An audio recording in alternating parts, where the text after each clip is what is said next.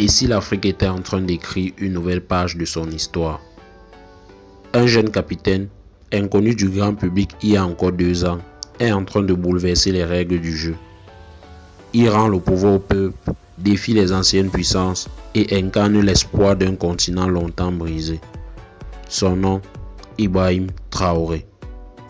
Et ce que vous allez découvrir aujourd'hui va changer votre regard sur le Burkina Faso et sur l'Afrique tout entière. Abonne-toi dès maintenant si toi aussi tu crois qu'un nouveau vent de liberté souffle sur notre continent.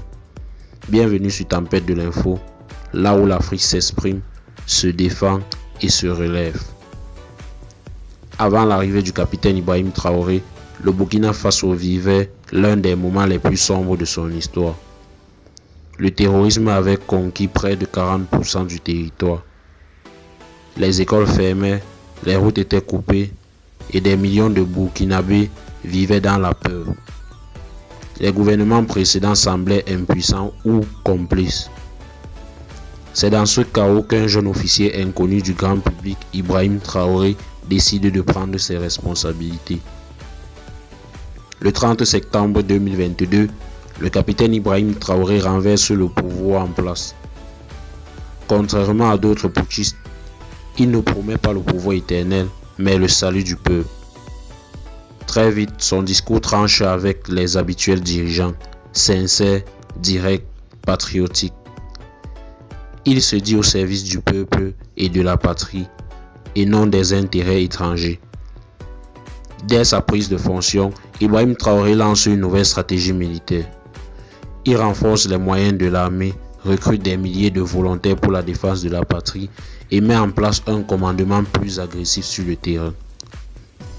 Grâce à ces efforts, plusieurs localités sont libérées, des convois humanitaires reprennent la route et le moral des populations remonte.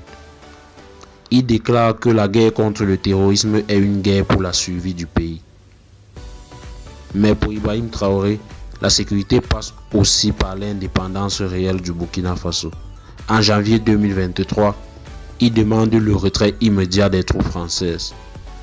Il ferme les bases, dénonce les accords de coopération jugés néocoloniaux et affirme « Nous voulons être libres ou mourir ». Cette décision provoque la colère à l'international, mais le respect au sein du peuple africain. Au-delà du militaire, Ibrahim Traoré veut transformer l'économie. Il s'attaque aux compagnies minières, relance l'agriculture, appelle à consommer local et soutient les jeunes entrepreneurs. Des projets de souveraineté alimentaire sont lancés, des zones rouges sont transformées en zones cultivables. Le message est clair, le Burkina Faso n'est pas pauvre, il est pilé. Ibrahim Traoré inspire bien au-delà de ses frontières. À chaque discours, il réveille les consciences africaines, dénonce l'hypocrisie internationale et parle au nom de tous ceux qui n'ont plus de voix. Il n'est pas parfait. Il fait face à d'immenses défis. Mais il ose, il agit et surtout, il dérange. Le capitaine Ibrahim Traoré n'est peut-être pas un héros, mais il est sans doute l'un des leaders les plus courageux que l'Afrique ait vu depuis longtemps. Son combat pour un Burkina Faso libre est aussi notre combat à nous tous, enfants du continent.